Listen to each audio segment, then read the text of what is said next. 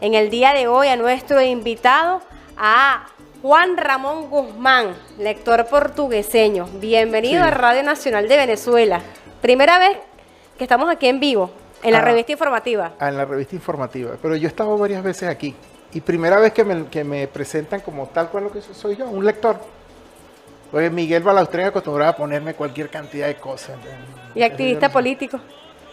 Pudiera ser, más que activista político, un opinador político. Un opinador político. Y es lo ideal, opinar en el día de hoy, que estamos hablando de la fundación de la provincia del Estado Portuguesa, según han publicado algunos portales del sitio de internet, una de ellas Wikipedia, y queremos hoy conversar con Juan Ramón a propósito de estas fechas, qué significa para el Estado portuguesa históricamente.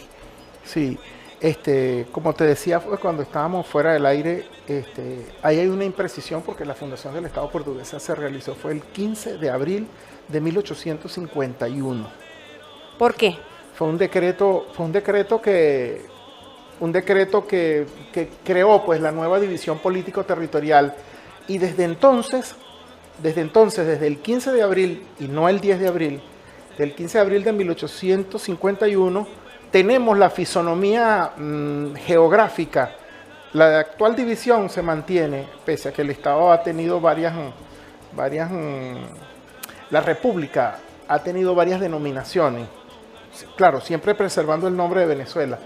Igual portuguesa, pero ha mantenido su fisonomía como tal, su fisonomía territorial, o sea, la división político-territorial que conocemos como el Estado portugués hoy exactamente se mantiene inalterable. Bueno, nosotros primero pertenecimos a la provincia de Caracas, luego pertenecimos a la provincia de Barinas, hasta que finalmente pertenecimos al gran estado Zamora luego, pero fue una fusión prácticamente que hubo de Cojedes, Barinas y Portuguesa, pero fue una visión más que todo administrativa, pues. Pero siempre preservando, Portuguesa el nombre como tal, la actual fisonomía que viene de allí, del 15 de abril de 1851. Estamos hablando hoy, que usted me lo decía antes de entrar al aire, son 184 años que se cumplen de la ley del 10 de abril de 1834, definición del carácter del periodo histórico del Estado portugués. No necesariamente de todo el país. De todo el país. De todo el país. Hoy, tal día como hoy, que yo te decía, bueno, pero que la fundación fue el 10 de abril, bueno, no, fue el 15 de abril de 1851, pero hoy, tal día como hoy se está celebrando, se está conmemorando 184 años de la ley del 10 de abril de 1834. Es importante hablar de esa ley, porque esa ley definió al carácter, al primer periodo histórico que hemos tenido en nuestra vida republicana, lo definió como tal, como el carácter de clase que tuvo ese periodo, que el doctor Federico Brito Figueroa perfectamente lo define como la república oligárquica. Sí, la famosa ley de libertad de contrato. Sí, ese era el nombre que tenía. ¿Tú le puedes bajar un poquitico el volumen a la cortina? Sí, claro. Nuestro operador Alirio Hurtado. Ok, gracias. Es que me distrae. Mira, para hablarte primero de la ley, porque la ley te define el carácter de ese periodo histórico, el primer periodo histórico. Nosotros hemos tenido 5 grandes periodos históricos en los 178 años, casi 180 años de vida republicana que tenemos como país. Desde 1830 hasta nuestros días, nosotros hemos pasado por 5 grandes periodos históricos que han marcado el carácter de los venezolanos en esa etapa. El primero fue el paecismo, que fue esta república. Pues vino el guzmancismo, el gomecismo, el puntofijismo, y ahora estamos viviendo el chavismo. O sea que son 5 largas coyunturas históricas que hemos tenido. Y la ley del 10 de abril, la famosa ley de contratos de 1834, del 10 de abril, define el carácter de ese periodo histórico, que repito, Brito Figueroa lo define como la república oligárquica, y por supuesto define para la historia al carácter de su jefe, pues el jefe que lo encabezó, que fue José Antonio Páez. Ese periodo oligárquico, o sea, para los que definen la oligarquía, es una pequeña élite enriquecida que toma el poder sobre la voluntad de todos. Ese es el carácter de oligarquía. El carácter básico, pero tiene otras definiciones más profundas, pero no es el tema tocarla ahora. Ese periodo va desde la disolución de la Gran Colombia en 1830, y la separación de Venezuela de la Gran Colombia y la creación de Venezuela como Estado como tal, hasta el Tratado de Coche en 1863. Hasta ahí. Entonces, ese largo periodo que dura 33 años, en el cual su jefe máximo gobernó con mano de hierro durante 18 años, gobernó directamente 18 años. Su periodo duró 33 años, ese periodo, donde él gobernaba con achichincles, con mandaderos, y a veces desde la distancia, inclusive con opositores también gobernando, pero él desde la distancia influía la vida del país, pues la marcaba, pues. No era fácil con una figura tan imponente como esos líderes, esos 5 líderes que han habido en Venezuela, tomando el caso del punto fijismo, que tuvo prácticamente un péndulo bipartidista, pues donde se mal confunde la alternancia, pues un quinquenio tú, un quinquenio yo, un quinquenio tú, un quinquenio yo. Pero ahorita que estamos viviendo, hoy es bueno rememorar esa ley del 10 de abril de 1834, porque la situación que estamos viviendo ahorita, en la actualidad en Venezuela, donde los especuladores, una caterva de especuladores que destruyeron a la actividad comercial, la destruyeron totalmente. Imagínate por unos minutos, por unos instantes, que esa caterva voraz de especuladores que ahorita agarran inclusive algo tan sagrado como la comida y las medicinas, que las toman como una mercancía más. Imagínate por unos minutos que esos voraces especuladores tomaran el control del país, el control político del país, y se pusieran una ley donde esa actividad que ellos hacen la hicieran oficial.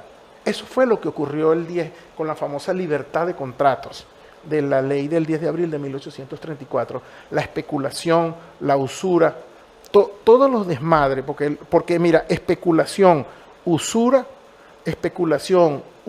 acaparamiento, esas son hijas de la oligarquía. Los gobiernos populares no tienen eso, más bien los gobiernos populares luchan contra eso. Y esa no es la primera vez. Antes, en la caída de la Primera República, contra Miranda, contra el primer gobierno que se instaló en el país, hicieron lo mismo, y detrás de ellos estaban los mantuanos. ¿Quiénes eran los mantuanos? Los amos de esclavos, los dueños de hacienda, los que tenían el control de la producción de alimentos en el país, eran los mantuanos. Ellos no se siguen llamando mantuanos a partir de que la república se convierte en Estado, o sea, que la colonia se convierte en Estado. La Capitanía General de Venezuela, que fue la última forma administrativa que tuvo la colonia, se convierte en Estado, entonces ellos dejan de llamarse mantuanos para llamarse oligarcas. Esos son los padres de eso. Entonces, imagínate en la Primera República que depreciaron la moneda, ocultaron la comida, los altos precios, o sea... Es parte de la visión que vemos ahora en esta época. Exactamente, entonces lo más cómodo, lo que te exime a ti, de cualquier estudio, de investigar en los orígenes, en las causas de esos efectos que te están viviendo y que te están pudriendo la vida, entonces lo más cómodo es decir que Maduro es el culpable. Eso es lo más cómodo. Lo más cómodo porque tú te desembarazas y te quitas el trabajo de estudiar y de pensar, de ir más allá. Ubicamos en este segmento de nuestro programa el 15 de abril de 1851, que dice aquí... No, mi amor, 1834. Aquí según el internet, estamos aquí reseñando aquí que dice que lo que conocemos hoy como Estado portuguesa comenzó a adquirir forma política el 15 de abril de 1851. Ajá. Y nos presenta el origen de la provincia de Portuguesa en 1851, donde dice el Senado y Cámara de Representantes de la República, reunidos en el Congreso, dice a continuación el decreto de artículo 1, al cual se elige una nueva provincia con el nombre de Portuguesa, compuesta por los cantones Ospino, Guanare, Araure y Guanarito, cuya capital será la ciudad de Guanare. Sí. Pero estamos hablando de esa visión de esos 5 gobiernos, se podría decir 5 épocas vividas en Venezuela, periodos históricos. Estamos hablando de la llegada del chavismo. Yo quisiera, ¿qué lectura le da a usted la llegada del chavismo aquí en Venezuela? ¿Qué fue lo que benefició el chavismo al pueblo y que hoy en día, liderado ahora por el presidente Nicolás Maduro, cómo usted ve esa visión, ese trabajo político y social en Venezuela, en el país? Ok, pero déjame primero finiquitar lo que estábamos hablando sobre la ley del 10 de abril de 1834, para que podamos tener un sentido claro de eso. La república se separa, o sea, el territorio que hoy conocemos como Venezuela se separa de la Gran Colombia en 1830, con José Antonio Páez a la cabeza. El 10 de abril, por supuesto, él entrega esa historia de lucha del León de Payara, de la primera lanza del mundo. Entonces se lo entrega prácticamente a los mantuanos que combatieron contra la independencia, y la pequeña oligarquía que se instala en Valencia, él la transforma en república, y por supuesto, como dice Fito Figueroa, la convierte en oligarquía, o sea, la convierte en la república oligárquica con su jefe, el jefe que luchó contra ellos durante la guerra de independencia. Imagínate eso tan terrible, pues, que del León de Payara te conviertas en el rey de los araguatos. Que eso es bien interesante, porque la ley del 10 de abril de 1834 lo que genera es una gran inconformidad. Eso es la primera arriada de bandera de las banderas de la independencia, la primera, cuando se empiezan a arriar las banderas de la independencia. El Estado portugués fue fundado en ese periodo, porque él era oponente de los monagas, luchaba contra los monagas, estaba ahí, había un achichincle siempre atravesado de por medio. Eso generó una guerra, eso fue a una guerra.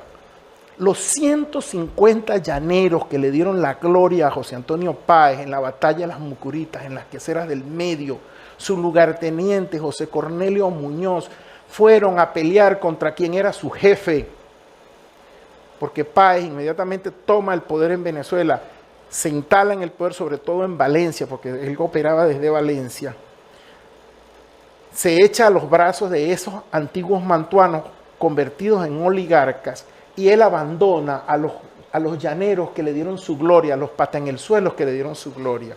Y él va a pelear en 1837, 3 años después de la ley de quita y espera, va a pelear contra sus propios hombres, con sus 150 llaneros que le dieron la gloria, van a luchar y lo derrotan.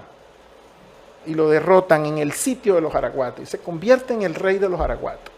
Entonces es lo importante eso, para ver todos los puntos que van en ese periodo que va, 1834, la ley de libertad de contratos, donde los acaparadores, vuelvo y te repito, toman el poder en Venezuela, se asumen como poder, crean sus propias leyes, imagínate, y sojuzgan a la población. Imagínate que los acaparadores, los especuladores que están ahorita bajo el velo, ocultos bajo el velo de la comodidad que hemos tenido por la flojera de estudiar historia, por la flojera de averiguar un poco más en la causa, echarle la culpa a Nicolás Maduro, imagínate que tomaran el control político de Venezuela. Tendríamos que ir necesariamente a una guerra, porque eso está marcado en la historia. Eso generó la guerra federal. El sitio, en 1846 hubo unas elecciones y tiraron el fraude electoral, pues. Los oligarcas fueron derrotados y sin embargo, esa incomodidad se fue marcando tanto, que en 1854, como una medida de presión, porque ya las formas de acumulación de capital estaban agotadas, promulgan la libertad de los esclavos. En 1854, ojo, 3 años después de la fundación del Estado portugués. Y eso aún así no fue catalizador para parar la guerra. La guerra en el 59 se declara la guerra. Y se va a una guerra con Ezequiel Zamora a la cabeza.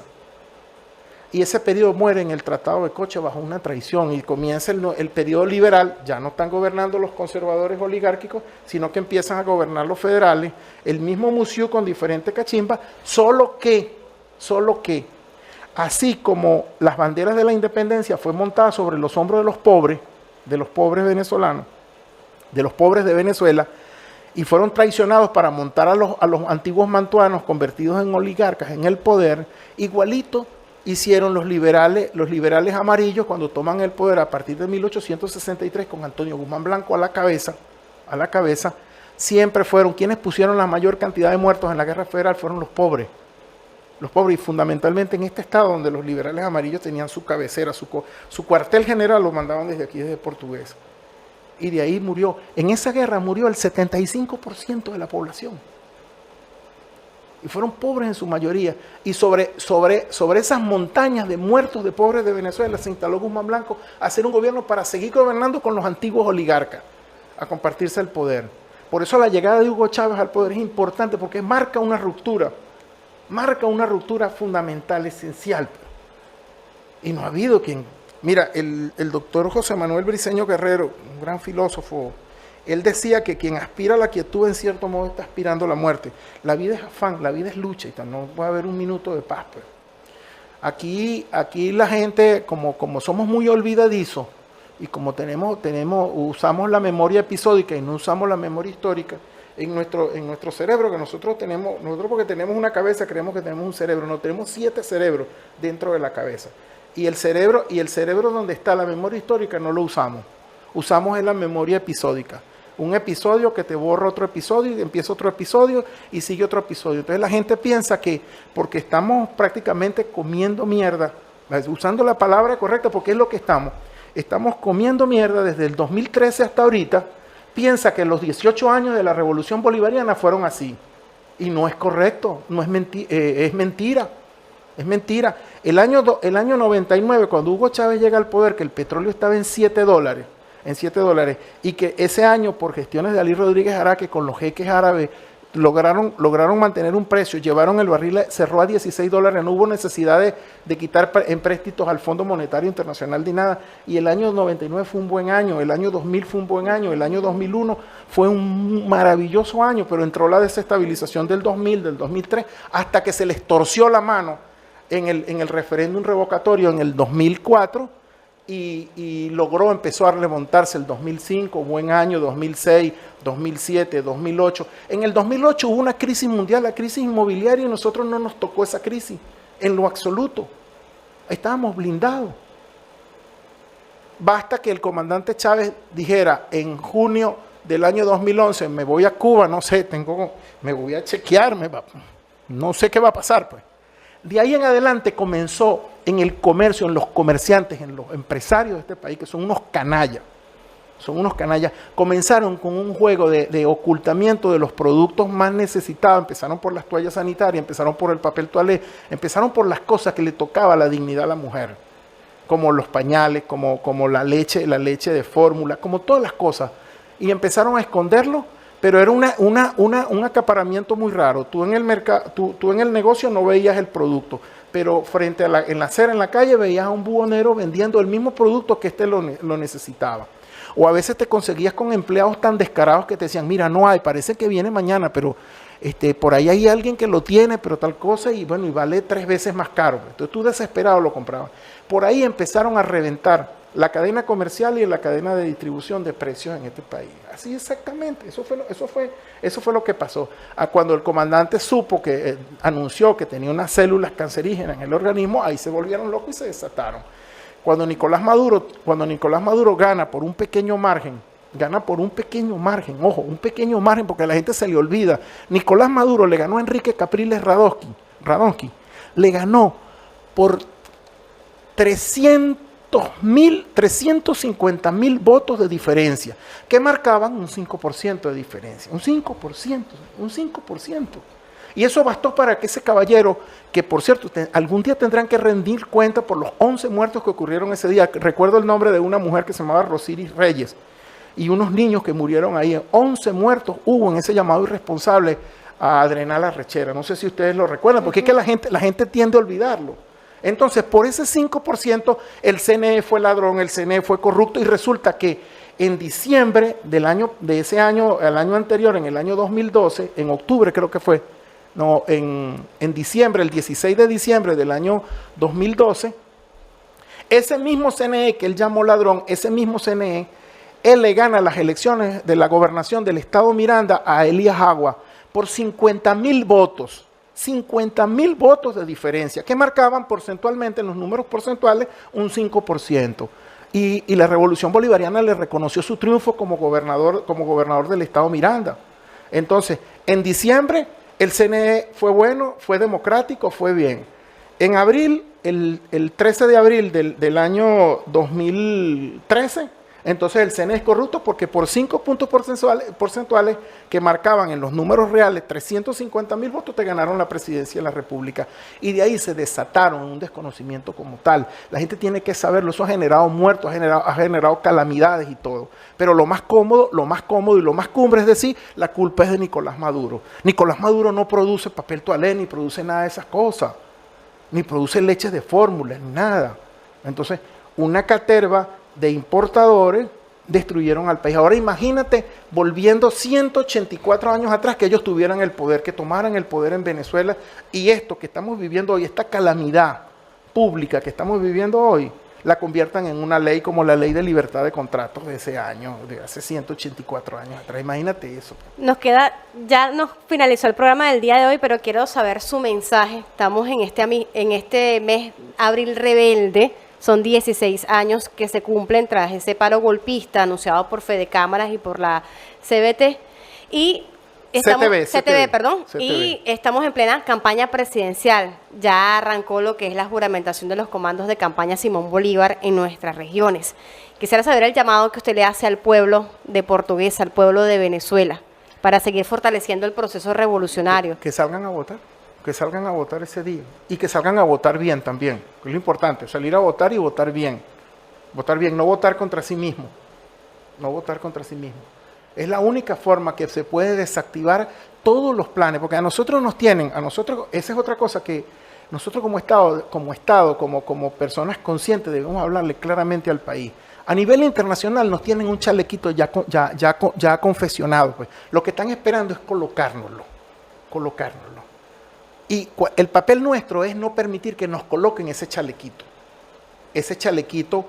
igualito al chalequito que le construyeron, que le confesionaron a Libia, que le confesionaron a Siria y tal. Y una de las formas de nosotros desactivar y repeler que nos coloquen ese chalequito es salir a votar. Tiene que ser una votación masiva,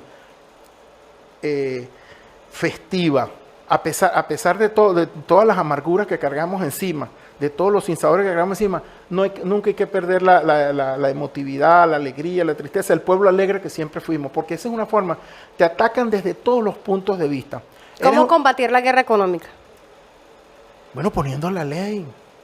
Mira, esta larva que nosotros, esta hidra de 1000 cabezas, que nos está estrangulando, nosotros como Estado, si a nosotros nos cayera alguna culpa de eso, fue no haber aplicado la ley en su momento, cuando esa hidra de 1000 cabezas eran unas larvas que tú las podías aplastar, y había ley, había margen de todo eso.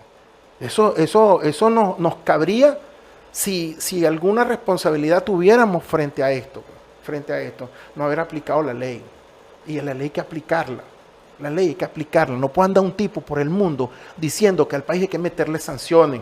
Tú sabes, hay 13.000, en la banca internacional hay 13.000 millones de dólares de Venezuela retenidos para la compra de medicinas y alimentos. No se puede comprar medicinas y alimentos porque ese dinero está congelado, está bloqueado en el mundo. Y nosotros tenemos un aparato comunicacional tan malo, tan pésimo, que ni siquiera eso se lo decimos. Mira, a Cuba le aplicaron en el año 62 un bloqueo económico y Cuba hasta el último, es más, pasaron el periodo especial, pasaron cualquier cantidad de momentos y nunca, lo utilizaron como una matriz central. Nosotros comunicacionalmente era para que ya nuestro pueblo tuviera en la cabeza que tenemos un bloqueo porque lo tenemos y que la gente no lo agarre a guachafita, porque es bien serio lo que se está haciendo. Se necesita sacar las narices de Venezuela y mirar hacia el mundo para ver qué es lo que está operando contra nosotros, porque está operando una campaña de satanización tremenda como país, como Estado-nación y como ciudadano. Una campaña terrible. Y nosotros, algunos nuestros venezolanos que han salido con mucha ignorancia, con mucha arrogancia, han salido y han hecho el caldo gordo también para que la xenofobia hacia los venezolanos se aplique con más. Esa que se está inoculando de los medios de comunicación a nivel internacional, entonces se aplique con más saña, pues, con más saña. Entonces, tenemos que tener una mejor política comunicacional y yo aprovecho este medio del Estado para decirlo. para decirlo. Tenemos que ser más efectivos, más contundentes para señalar las cosas, decirlo. Tenemos un bloqueo económico. Entonces, ¿qué es lo que dicen? Los enfermos de Parkinson, los enfermos no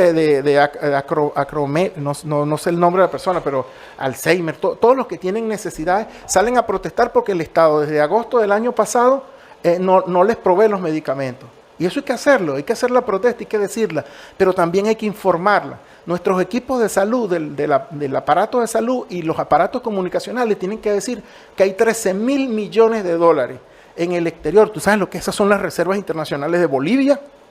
Las tienen congeladas e impiden la compra de medicamentos.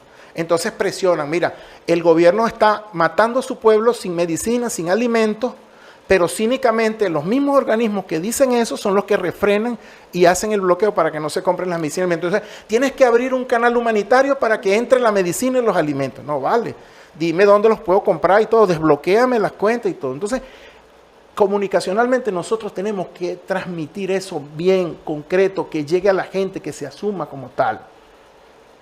El tema del efectivo. Igual. Todos esos puntos, tenemos una gran debilidad comunicacionalmente. Tenemos una debilidad comunicacionalmente, tenemos un montón de mafias que se han montado, porque el problema es la sociedad completa. La sociedad venezolana es una sociedad que se rige por valores podridos, que están sumamente podridos, como el egoísmo, el individualismo y tal. Entonces, es generalizado. Entonces, la gente tiende a culpar espacios, o sea, el Estado, sí. O sea, los corruptos están en el Estado. O decir, los militares son ladrones. Es verdad, por 2 guardias ladrones tú no puedes estigmatizar una sociedad completa, una sociedad militar que gracias a un segmento fuerte de las Fuerzas Armadas que nosotros estamos en pie, igual como un segmento fuerte del pueblo consciente, que yo lo estimo más o menos en 5 o 6 millones de personas, es que nosotros tenemos la fortaleza que ha permitido que la República no se caiga. Porque de 30 millones, imagínate de 30 millones de personas que apenas 10 millones de personas estén empujando para que la patria no se caiga y 20 millones están empujando para que se caiga, consciente o inconscientemente. Entonces tú nunca has escuchado, los civiles son ladrones, nunca has escuchado eso, los militares son ladrones, pero resulta que el militar es un ser humano, el civil es un ser humano, y es un problema del ser humano, porque ladrones en los civiles hay que jode. Y en la empresa privada es donde nace la corrupción. La corrupción, el cohecho nace. Mira, para que haya un corrupto, primero tiene que haber un corruptor. Entonces se culpa al corrupto. Tiene que haber, eso es un hecho de dos. Por eso se le llama cohecho. Y por lo general siempre el corruptor viene del lado privado, del lado civil, del lado de eso. Entonces es un problema del ser humano. Son lastres que tenemos como ser humano que tenemos que superar para que podamos tener país, para que tengamos patria como tal. Pero es una labor de todo. Entonces, más fácil es ponerme un chalequito, ponerme una franela roja, empezar a acusar a los demás de corruptos, de escuálidos y todo, mientras yo soy un rolo de corrupto, un rolo de escuálido. Entonces, coño, no puede ser así. Entonces, bueno. 11:07 de la mañana, interesante programa en el día de hoy. Agradecemos la intervención de Juan Ramón Guzmán, lector portugueseño, y creo que debemos programar para otro programa. Cuando tú quieras, invítame y si yo estoy a la disposición, solo dime con un discurso bastante fuerte, pero... No, es necesario, claro. Es necesario. Las cosas hay que empezarlas a llamar por su nombre. Y una de las cosas es comunicar efectivamente, es decir, llamando las cosas por su nombre, no echándole tierrita ni tapándola. Y hablar con crudeza, hablar con sinceridad. Mira, si tú le hablas a la gente con sinceridad, la gente te acompaña y la gente te entiende. Pero si lo tiras en un mutismo, por ejemplo, mantienes a la ciudad sin agua y no le informas por qué no tienes agua, porque cuáles son las cuestiones, no informas, entonces es un silencio, dejas campo abierto a las especulaciones. Entonces la gente que potencialmente te iba a acompañar en esa lucha, ¿por qué el comandante Chávez nunca lo abandonaron? Porque él le hablaba claro a la gente, le decía todo con la condición, mire, tenemos esto y los necesito para la lucha, acompáñenme, vamos a pelear. 11:08 de la mañana, agradecemos a Juan Ramón Guzmán, lector portugueseño, el invitado del día de hoy en la revista informativa, por haber compartido con nosotros diversos temas históricos y también de interés social para todos ustedes, quienes tuvimos el gusto de trabajar como siempre, pero todos ustedes en la revista informativa, desde el control técnico, el creativo, Alirio Hurtado, bajo la dirección nacional de RNB.